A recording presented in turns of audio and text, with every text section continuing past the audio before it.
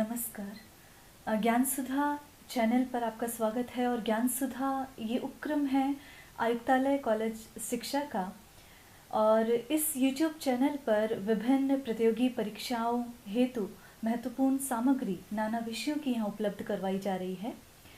इसी क्रम में हिंदी साहित्य पर हम बात करेंगे, और आज जो हम बात करने वाले हैं वो है हिंदी साहित्य विषयक महत्वपूर्ण तथ्य। देखिए, हिंदी साहित्य के बारे में जब हम पढ़ते हैं, हिंदी को हम बचपन से पढ़ते आए हैं, और हिंदी साहित्य की जो महत्वपूर्ण जानकारियां हैं जो कि परीक्षा उपयोगी है, जो कि राष्ट्रीय पात्रता परीक्षा या फिर जो प्रशासनिक सेवाओं की परीक्षाओं में सतत पूछी जाती हैं, उन पर आज हम सतही बात करेंगे, और फिर कक्षा दर कक्षा हम विभिन्न विषयों पर बात करेंगे। तो आज जो विषय हमने लिया है हिंदी साहित्य विषयक महत्वपूर्ण तथ्य। देखिए, हिंदी भाषा का साहित्य, हम उस पर बात करेंगे। हिंदी भाषा जब हम देखते हैं तो वो जो 8वीं अनुसूची में समावेशित 22 बोलियों में से एक बोली निसंदेह ठहरती है, लेकिन वो अपने विस्तार के कारण, अपने संपर्क क्षेत्र के कारण, अपनी नाना प्रवृत्तियों के कारण वो राजभाषा और राष्ट्रभाषा, संपर्क भाषा का दर्जा प्राप्त कर लेती है। इस भाषा में विपुल साहित्य रचा गया है, और जब हम इस भाषा के साहित्य को देखते हैं तो 1000 ईस्वी के आसपास इसका लेखन प्रारंभ होता है। लेकिन जब हम हिंदी साहित्य के इतिहास को देखते हैं तो किस प्रकार भाषा वैदिक संस्कृत से होती हुई लौकिक संस्कृत, पाली, प्राकृत, अपभ्रंश और फिर क्षेत्रीय अपभ्रंशीय रूपों से हिंदी तक पहुंचती है, इसके विकास का अध्ययन हम हिंदी साहित्य के अध्ययन में करते हैं। जब हम हिंदी साहित्य को देखते हैं तो हिंदी भाषा का साहित्य क्या है, किस प्रकार इसके काल विभाजन का प्रयास किया गया, और किस प्रकार हिंदी साहित्य का इतिहास लिखने की परंपरा का प्रारंभ हुआ। तो जब हम पहल देखते हैं कि हिंदी साहित्य का प्रथम इतिहास ग्रंथ कौन सा है, तो हमें नज़र आते हैं गार्सद तासी, और उनका जो इतिहास ग्रंथ है वो फ्रेंच भाषा में लिखा गया, और उस इतिहास ग्रंथ का नाम है इस्तवार de la littérature हिंदुई ए हिंदुस्तानी। फ्रेंच भाषा में लिखा गया है। देखिए, ये विडंबना ही कही जा सकती है कि हिंदी भाषा का जो इतिहास ग्रंथ है वो फ्रेंच में लिखा गया, लेकिन ये इस दृष्टि से महत्वपूर्ण प्रयास है कि इसमें हिंदी और उर्दू के कवियों को स्थान मिला, और लगभग 700 के आसपास जो कवि है वो इसमें स्थान पाते हैं। तो इस दृष्टि से हिंदी साहित्य का प्रथम इतिहास ग्रंथ कहा जा सकता है। जब हम अन्य चीज़ों की बात करते हैं तो फ्रेंच भाषा में ज़रूर लिखा गया, और ये 2 भागों में प्रकाशित होता है, जिसका प्रथम भाग 1839 ईस्वी में और द्वितीय भाग 1846 ईस्वी में प्रकाशित होता है। तो इस दृष्टि से ये महत्वपूर्ण ग्रंथ ठहरता है। देखिए, प्रश्न ये भी बनता है कि हिंदी साहित्य का प्रथम इतिहास ग्रंथ जो फ्रेंच भाषा में लिखा गया है, लेकिन हिंदी साहित्य का वह इतिहास ग्रंथ कौन सा है जो हिंदी भाषा में लिखा गया है। तो वहाँ पर आपको विकल्प में शिव सिंह सेंगर का चयन करना है, और उस इतिहास ग्रंथ का नाम है शिव सिंह सरोज। देखिए, दोनों ही जो ग्रंथ है वो वर्णानुक्रम पद्धति पर आधारित है। जब हम इतिहास ग्रंथ की बात करते हैं तो इतिहास ग्रंथ में कालखंड होते हैं, काल विभाजन होता है, और विभिन्न प्रवृत्तियों का वहाँ पर चित्रण वहाँ पर किया जाता है, और उन्हीं के आलोक में काल विभाजन का प्रयास भी किया जाता है। लेकिन जब हम इन दोनों इतिहास ग्रंथों को देखते हैं तो ये रिक्तता वहाँ पर दिखाई देती है। बहरहाल, आपको ये ध्यान रखना है कि फ्रेंच भाषा में जो ग्रंथ लिखा गया है वो गार्सद तासी का इस्तवार de la littérature हिंदुई ए हिंदुस्तानी है, और हिंदी भाषा में जो ग्रंथ लिखा गया उसका नाम शिव सिंह सरोज है, जो कि शिव सिंह सेंगर द्वारा रचित है। हिंदी का सर्वप्रथम पत्र कौन सा है जो कि प्रकाशित हुआ? देखिए, हिंदी साहित्य और पत्रकारिता का एक अटूट संबंध रहा है, और जब हम इस दृष्टि में देखते हैं तो प्रथम पत्र जो है उदंत मार्तंड है, जो कि कोलकाता से प्रकाशित होता था, और 30 मई 1826 ईस्वी में ही प्रकाशित हुआ। तो जब हम इस पत्र की बात करते हैं तो जैसा कि उगता हुआ सूर्य इस नाम से जुगल किशोर जो इसके संपादक हैं, प्रथम संपादक हैं, वो इस पत्र को निकालते हैं, और लगभग प्रति मंगलवार ये प्रकाशित होता था। 79 अंक इसके प्रकाशित हुए और लगभग 1.5 वर्ष की समयावधि तक ये प्रकाशित होता रहा और 1827 ईस्वी में ये बंद हो जाता है। देखिए, किसी भी पत्र, किसी भी पत्रिका, चाहे वो लघु पत्रिका हो, उसके प्रकाशन का एक बड़ा जिम्मा होता है और उसे सतत प्रकाशित करने की भी अपनी सीमाएं होती हैं। लेकिन इस पत्र को इस दृष्टि से हिंदी साहित्य में प्रथम पत्र होने का गौरव पात्र है, प्राप्त है कि ये नाना विषयों पर बात करता था और साथ ही हिंदी साहित्य पर भी बात करता था। जब हम स्वतंत्रता आंदोलन की बात करते हैं या उनसे जुड़े विभिन्न पक्षों की बात करते हैं, तब भी पत्रकारिता, जो हिंदी पत्रकारिता है, वो बहुत महत्वपूर्ण रही है। इसीलिए जब हम देखते हैं भारतेंदु युग और जो द्विवेदी युग है, जो हिंदी साहित्य के आधुनिक काल के प्रथम सोपान कहे जाते हैं, उनमें भी जितने भी लेखक हुए हैं, संपादक हुए हैं, वो किन्हीं ना किन्हीं पत्र और पत्रिकाओं से जुड़े रहे हैं। चाहे हम हिंदी प्रदीप की बात कर लें, चाहे सरस्वती की ही क्यों ना बात कर लें, या हम बाला बोधिनी की बात कर लें, आनंद कादम्बिनी की बात कर लें, विभिन्न पत्र पत्रिकाएं हैं जिन्होंने हिंदी साहित्य का तो के विकास में तो महती भूमिका निभाई ही, वरन जो उसका दायित्व था, जो जागरूकता का, वो दायित्व निर्वहन करने में भी वे वहाँ सफल होते हैं। तो यदि हम इस पत्र से संबंधित और बातें देखें तो जो अंतिम इसकी प्रति, अंतिम जो इसका संस्करण प्रकाशित हुआ, उसका ये उस पर ये शीर्षक कथन के रूप में ये लिखा गया था कि आज दिवस लो उग चुक्यो मारतंड उदंत, अस्ताचल को जाता है दिनकर दिन अब अंत। तो ये सभी जो रवि है वो अब अस्ताचल को जाता है, ये बात इसमें लिखकर इस पत्र की एक तरह से पूर्णाहुति, इसे समापन इसका किया गया। हिंदी साहित्य का सर्वप्रथम काल, देखिए ये बहुत साधारण सा प्रतीत होता है, लेकिन जो हिंदी साहित्य का काल विभाजन है, जो हम प्रयास इसके देखना प्रारंभ होते हैं तो मिश्र बंधुओं से ये प्रयास प्रारंभ होना हमें दिखाई देता है, क्योंकि उससे पहले यद्यपि ग्रियर्सन ने किया है, लेकिन वहाँ पर जो काल विभाजन है वो प्रामाणिक नहीं हम कह सकते। तो जो सर्वप्रथम काल है वो आदिकाल ठहरता है और ये संवत जो है 1050 से 1375 विक्रम संवत तक ये ठहरता है। देखिए, जब ईस्वी की बात करते हैं तो संवत में से 57 वर्ष घटा दीजिए, वो ईस्वी में तब्दील हो जाएगा।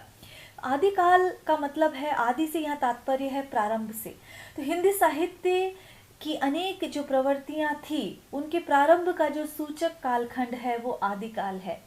आदिकाल सर्वाधिक विवादास्पद काल भी रहा है हिंदी साहित्य का, और इस दृष्टि से यदि हम देखें तो यहाँ पर नामकरण में भी बहुत मतभेद यहाँ पर नजर आते हैं। आचार्य रामचंद्र शुक्ल इसे वीरगाथा काल नाम देते हैं, मिश्र जो विश्वनाथ प्रसाद मिश्र हैं वो इसे प्रारंभिक काल नाम देते हैं। इसी तरह राहुल सांकृत्यायन जो है वो सिद्ध सामंत युग इसे नाम दे देते हैं।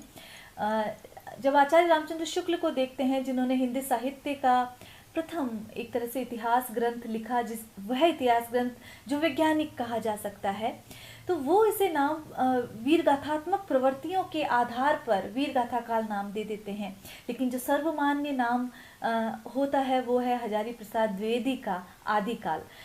और अन्य नाम हमने जो जैसे देखे, वीरगाथा काल, वीर काल, सिद्ध सामंत काल, चारण युग, क्योंकि जो आश्रयदाता जो राजा थे, केवल और केवल उनकी प्रशंसा में जो साहित्य लिखा गया, इसलिए चारण काल भी इसे नाम दिया गया है। कुछ आलोचकों ने इसे जो अपभ्रंश काल भी नाम दिया है। महावीर प्रसाद द्विवेदी इसे बीज वपन काल नाम देते हैं। तो इस प्रकार बहुत सारे नाम इस कालखंड को दिए गए, लेकिन जो सर्वमान्य नाम ठहरता है वो हजारी प्रसाद द्विवेदी जी का दिया हुआ आदिकाल नामकरण है। जब हम आदिकाल की बात करते हैं तो केवल और केवल वीर कथात्मक साहित्य वहाँ पर नहीं है, इसीलिए ये नाम भी खारिज हो जाता है। वहाँ पर जब हम देखते हैं तो रासो साहित्य वहाँ पर मिलता है, जैन साहित्य, सिद्ध साहित्य, नाथ साहित्य और लौकिक साहित्य, जिसमें ढोला मारूरा दुहा और राउल बेल जैसी कृतियाँ वहाँ पर मिलती है। तो ये सारी जो 5 तरह की मुख्य धाराएं हैं वो हिंदी साहित्य के आदिकाल में देखने को मिलती है। और किस प्रकार अपभ्रंश से लेकर अमीर खुसरो तक जो पुरानी हिंदी के दर्शन होते हैं, जिसे चंद्रधर शर्मा गुलेरी पुरानी हिंदी का नाम देते हैं, और अवहट का नाम स्वयं जो विद्यापति देते हैं, देशसिल बैना जिसे नाम दे देते हैं, ये सारी चीज़ें हम आदिकाल में देखते हैं। आदिकाल पर विस्तार से चर्चा हम आदिकाल का जब अध्ययन करेंगे हम तब करेंगे।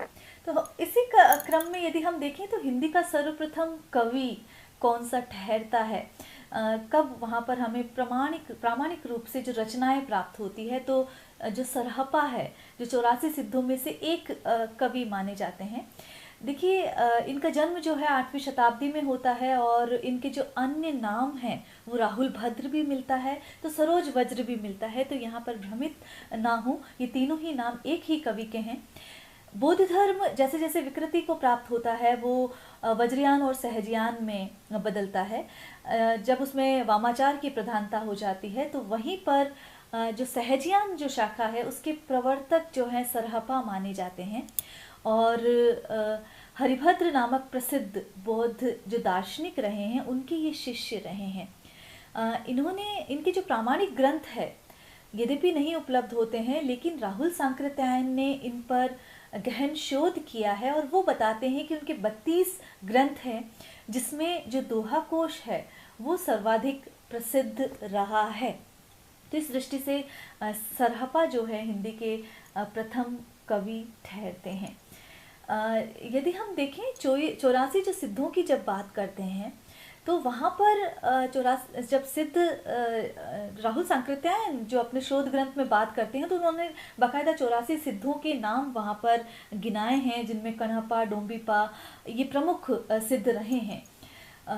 इनका एक यहाँ पर आप ये ध्यान दें कि जो 84 सिद्ध हैं उनके नाम के अंत में पा जुड़ा है, जैसे लुईपा, डोम्बिपा, कण्हपा, सरहपा, इस तरह सभी के अंत में पा है, तो ये एक पहचान वहाँ पर सिद्ध होती है। सिद्धों की बात करें, सिद्ध साहित्य की यदि हम बात करें, जिनकी विस्तार में चर्चा हम बाद में करेंगे, तो इन्होंने जो साहित्य लिखा वो आचार व्यवहार से संबंधित अधिक था। वहाँ पर चर्या गीत अधिक लिखे गए और इनकी जो भाषा कहलाई वो संध्या भाषा कहलाई। तो और इनकी जो हम परवर्ती साहित्य पर यदि प्रभाव देखते हैं तो संत साहित्य पर इसका बहुत अधिक प्रभाव दिखाई देता है। तो जो बाद की जो प्रवृत्तियां हैं वो बीज रूप में आदिकाल में प्रारंभ होने हमें दिखाई देती है, चाहे वो श्रृंगारिक प्रवृत्तियां हों, चाहे भक्ति से संबंधित प्रवृत्तियां हों, ये सारी बातें हमें आदिकाल में दिखाई देती है। तो इस दृष्टि से यदि हम देखें तो सरहपा उनकी भाषिक दृष्टि से यदि हम देखें तो हिंदी के सर्वप्रथम कवि ठहरते हैं। हिंदी का सर्वप्रथम सूफी कवि कौन सा है? देखिए इस पे विवाद भी होता है कि असाइद को माना जाए या कि चंदायन, मुल्ला दाऊद को माना जाए जिनकी कृति चंदायन है या चांदायन है। देखिए जब शोध होते हैं तो मुल्ला दाऊद को प्रथम सूफी कवि ठहराते हैं, जिनका जन्म डलमऊ रायबरेली उत्तर प्रदेश में हुआ है और इनका जो समय है वो 1400 से 1475 विक्रम संवत माना गया है। ये जो ग्रंथ है चंदायन, इसे लोर कहा या लोर कथा भी कहा जाता है, जो कि वस्तुतः एक प्रेम कथा है और चंदा और लोरिक की प्रेम कथा है। देखिए जितना भी सूफी काव्य रहा है, चाहे हम मुल्ला दाऊद से लेकर हम शेख नबी के ज्ञानदीप तक यदि हम बात करें, तो जो सूफी कवि रहे हैं उन्होंने जो हिंदी प्रेमाख्यानक परंपरा रही है या हिंदी के जितने भी जो प्रेम कथानक रहे हैं उन्हें अपनी कथाओं का आधार बनाया है और वहाँ मसनवी शैली में बात की है। मसनवी शैली में जो है दोहों के बाद एक चंद चौपाइयों के बाद एक दोहा रखकर एक कड़वक बनाया जाता है, तो वहाँ पर उसे मसनवी शैली कहा जाता है और इस शैली का प्रयोग समूचे सूफी काव्य में हमें दिखाई देता है। सूफी काव्य प्रेम का भावनात्मक व्यापार है, जिसमें ईश्वर को या जो परम सत्ता है उसकी प्रेयस या प्रेयसी के रूप में वहाँ उपासना की जाती है। तो ये एक महत्वपूर्ण बात है जो हमें देखने को मिलती है। हम बात करेंगे सरस्वती की। सरस्वती क्या है? तो सरस्वती हिंदी की एक महत्वपूर्ण पत्रिका है, जिसे यदि हम देखें तो महावीर प्रसाद द्विवेदी ने जिसे उच्चता तक पहुंचाया, लेकिन इससे संबंधित अनेक प्रश्न बनते हैं जिस पर हम भ्रमित हो जाते हैं। अक्सर ये प्रश्न पूछा जाता है कि इसके संपादक कौन है और हम लिख देते हैं महावीर प्रसाद द्विवेदी, लेकिन ऐसा नहीं था।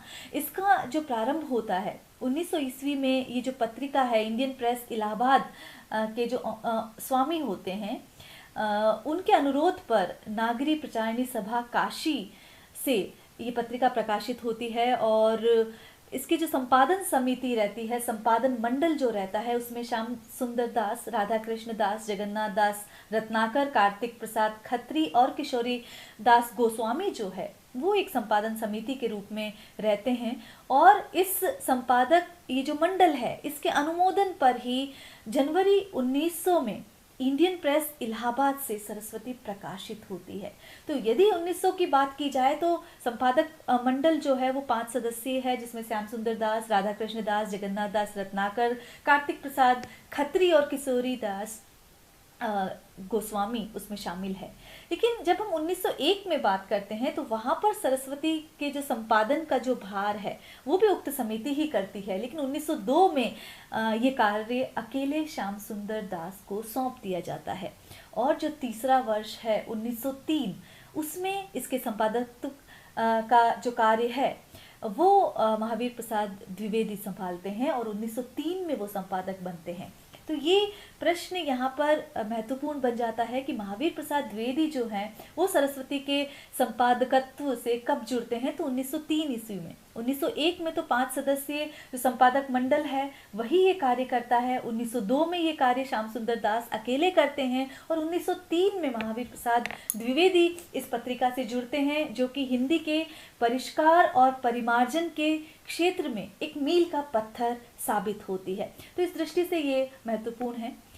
हिंदी का सर्वप्रथम अनुदित नाटक जो है, देखिए जो हिंदी में जो नाटक लेखन प्रारंभ हुआ या जितनी भी गद्य विधाएं जो प्रारंभ हुई, जो हम आधुनिक काल में भारतेंदु युग में देखते हैं, तो वहाँ पर हम पाते हैं कि हिंदी का सर्वप्रथम अनुदित नाटक शकुंतला है, जो कि कालिदास, संस्कृत के जो महाकवि माने जाते हैं कालिदास, उनकी कृति अभिज्ञान शाकुंतलम का हिंदी अनुवाद है, जो कि और ये जो अनुवाद है शकुंतला के नाम से 1863 ईस्वी में प्रकाशित होता है। तो ये एक महत्वपूर्ण बात है। बंगला साहित्य और संस्कृत साहित्य ने बहुत अधिक प्रभावित किया है। सर्वप्रथम जो रचनाएं प्रकाश में आई हैं वो अनुदित नाटकों के रूप में ही आई हैं। भारतेंदु ने स्वयं विपुल मात्रा में अनुदित नाटक लिखे हैं। उनके पिता गोपाल दास जी ने भी नाटक लिखे हैं। तो इस दृष्टि से जितना भी जो लेखन आया है वो बंगला साहित्य, संस्कृत साहित्य और अंग्रेजी साहित्य का ऋणी है, क्योंकि वहीं से हमने अनेक विधाओं को हिंदी में हम लेकर आए हैं। यदि हम इस शकुंतला नाटक की बात करें तो ये लक्ष्मण सिंह द्वारा लिखा गया है। और इस नाटक को जो राजा शिव प्रसाद सितारे हिंद है वो अपनी गुटका में भी इस नाटक को स्थान देते हैं और बाद में फ्रेडरिक पिंकॉट जो है वो इसे इंग्लैंड से प्रकाशित करवाते हैं। देखिए एक शब्द हमने लिखा है शीर्षक में अनुदित और एक शब्द होता है अनुदित। हम शब्द शुद्धि पर भी लगातार बात करते चलेंगे। देखिए अनुदित जब हम लिखते हैं, हर्ष उ की मात्रा जब लगा देते हैं, अनुदित लिखते हैं, तो वहाँ पर जिस कृति का अनुवाद नहीं हुआ है ये अर्थ ठहरता है। और अनुदित जब हम दीर्घ उ यहाँ पर उसकी वर्तनी करते हैं तो उसका मतलब है जिसका अनुवाद किया गया है। तो ये लिखने में ध्यान रखें, परीक्षाओं में भी ये प्रश्न पूछा जाता है। हिंदी साहित्य में अनेक सरणियाँ वहाँ पर चल पड़ी हैं, बहुत अधिक विभाजन वहाँ पर साहित्यिक एक तरह से खांचे वहाँ पर बन गए हैं, जिसमें दलित लेखन, स्त्री लेखन, थर्ड जेंडर विमर्श, आदिवासी विमर्श, इस तरह के बहुत सारे विमर्श वहाँ पर चल पड़े हैं। जब हम दलित लेखन के प्रारंभ करते हैं, बात करते हैं, तो दलित पैंथर नामक जो मूवमेंट है वहाँ से ये प्रारंभ होता है। और जो 19वीं शताब्दी के जो अंतिम दशक हैं वहाँ से हिंदी में पदार्पित होना शुरू होता है। लेकिन प्रथम रचना कौन सी है, प्रथम कवि कौन से ठहरते हैं दलित लेखन की, यदि कविता की बात की जाए तो हीरा डोम जो कि पटना से हैं वो प्रथम कवि माने जाते हैं। उनकी जो कविता है अछूत की शिकायत वो सरस्वती में 1914 ईस्वी में प्रकाशित होती है। यद्यपि यह कविता भोजपुरी में है, लेकिन जो आलोचक हैं वो उसे हिंदी की जो दलित साहित्य की सर्वप्रथम कविता मानते हैं, क्योंकि यदि हम हिंदी को देखें तो वो विभिन्न बोलियों का समूह है। तो इस दृष्टि से जो यहाँ की अन्य बोलियाँ या उपभाषाएं हैं उसे विलग नहीं किया जा सकता। प्रमुख पंक्तियां यदि हम देखें हीरा डोम की इस कविता की, तो हमनी के राती दिन दुखुआ भोगत बानी, हमनी के साहिबे से मिनती सुनाए बू। तो इस तरह की रचना है जिसमें दलित वर्ग की पीड़ा का, उसके संतरास का, उसके जीवन काठिन्य का यथातथ्य चित्रण कवि ने बहुत ही मार्मिक शैली में यहाँ पर किया है। इसी तरह यदि हम हिंदी की विभिन्न विधाओं की बात करते हैं, तो जो सर्वप्रथम एकांकी है, एकांकी और नाटक में अंतर अक्सर पूछा जाता है। एकांकी जिसमें एक अंक है, देखिए दोनों रंगमंच पर अभिनीत होने वाली विधाएं हैं, दोनों में ही जो है संवाद और जो चरित्र चित्रण है वो महत्वपूर्ण भूमिका निभाता है, संवाद कौशल की बात होती है, लेकिन जो एक अंक में ही प्रारंभ होकर समाप्त हो जाए, जबकि नाटक जो वृहद कलेवर पर लिखा जाता है, विभिन्न अनुभवों को समावेशित करता हुआ, विभिन्न कथा प्रसंगों को समावेशित करता हुआ जीवन के वृहत्तर प्रसंगों पर वो बात करता है, उसमें अनेक अंक हो सकते हैं, अनेक दृश्य हो सकते हैं, लेकिन यहाँ पर एकांकी में एक दृश्य और एक अंक की योजना रहती है। तो हिंदी की सर्वप्रथम एकांकी जयशंकर प्रसाद की एक घूंट एकांकी मानी जाती है। प्रसाद एकांकीकार भी हैं, नाटककार भी हैं, और जब एकांकी और नाटकों की सर्जना करते हैं तो उनमें जो राष्ट्रीय बोध है वो चरम पर रहता है। वो बहुत से सुंदर गीत भी अपने नाटकों में लिखते हैं। जब हम एक घूंट की बात करते हैं तो इस एकांकी का जो ध्येय है वो जीवन क्या है और जीवन कैसा होना चाहिए, इस व्यावहारिक जो एक टैगलाइन है जीवन की, उस पर ये बात करती हुई सी एकांकी नजर आती है, जिसकी सर्जना 1929 ईस्वी में जो छायावाद के जो 4 स्तंभ हैं उनमें से एक जयशंकर प्रसाद ने की है। हिंदी की सर्वप्रथम कहानी, देखिए बहुत अधिक विवाद है, जब हम इन गद्य रचनाओं को देखते हैं तो बहुत अधिक विवाद है कि किसे माना जाए। रानी केतकी की कहानी का जिक्र आता है, इंदुमती का जिक्र आता है, राजा भोज का सपना का जिक्र आता है, दुलाई वाली का जिक्र आता है, और आचार्य रामचंद्र शुक्ल की 11 वर्ष का समय, इस कहानी का भी जिक्र आता है। दरअसल इन 6 कहानियों को ही हिंदी की प्रथम कहानियों में शुमार माना जाता है, लेकिन यदि हम प्रामाणिक दृष्टि से देखें, तथ्यपरक दृष्टि से देखें, तो सैयद इंशा अल्लाह खां की जो कहानी है, रानी केतकी की कहानी, जो 1803 या कि 1808, देखिए स्पष्ट नहीं है, तो उसे हिंदी की प्रथम कहानी माना जाता है। इसमें रानी केतकी और उदयबान जो है उनकी प्रेम कथा का चित्रण है। कहानी 20 शीर्षकों और 8 पदों में लिखी गई है। तो इस दृष्टि से हिंदी की ये महत्वपूर्ण कहानी ठहरती है। हिंदी की कहानियों से संबंधित एक प्रश्न और खड़ा होता है कि किस स्त्री लेखिका ने प्रथम कहानी लिखी है। तो वहां पर यदि हम देखें तो दुलाई वाली जो बंग महिला है, उसकी जो रचयिता, वो प्रथम कहानी की श्रेणी में मानी जाती है। इसी दृष्टि में यदि हम आगे देखें तो हिंदी का सर्वप्रथम उपन्यास कौन सा ठहरता है, तो वो वहाँ परीक्षा गुरु की भी बात आती है, वहाँ भाग्यवती की भी बात आती है। तो जब हम इस दृष्टि से देखते हैं तो जो भाग्यवती, जिसके लेखक यदि हम देखें तो सदाराम फुल्लोरी ठहरते हैं, और जिसका प्रकाशन 1887 ईस्वी में होता है। और ये जब हम इन उपन्यासों की बात करते हैं तो ये उपन्यास सामाजिक समस्याओं पर लिखे गए हैं। और यदि हम सदाराम फुल्लोरी की बात करें तो जो जय जगदीश हरे जो आरती है, जो कि हिंदू जनमानस के कंठ में बैठी हुई है, उसके जो रचयिता है वो भी सदाराम फुल्लोरी ठहरते हैं। ये भी एक तथ्य है।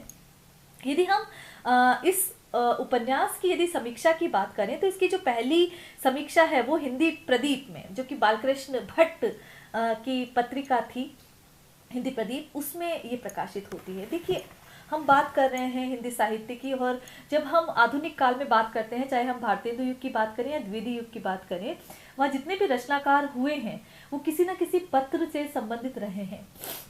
इसीलिए जब हम बालकृष्ण भट्ट को देखते हैं, हिंदी प्रदीप निकालते हैं, प्रताप नारायण मिश्र की बात करते हैं, वो ब्राह्मण पत्रिका निकालते हैं।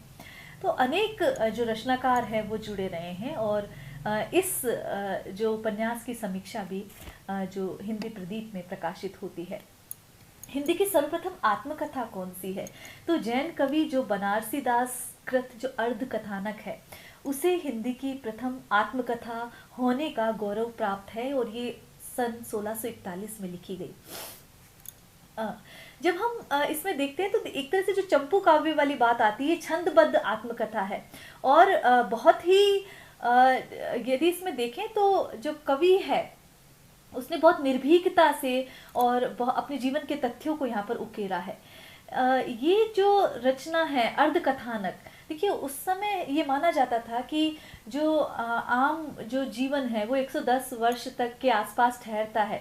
तो बनारसी दास जब 55 वर्ष के थे तब वो इस अर्धकथानक की सर्जना करते हैं और अपने जीवन के उन सभी तथ्यों को यहाँ लेकर आते हैं, चाहे वो विवादित रहे हों या कैसे भी रहे हों, वे बड़ी निर्भीकता से उसमें उसका उल्लेख करते हैं।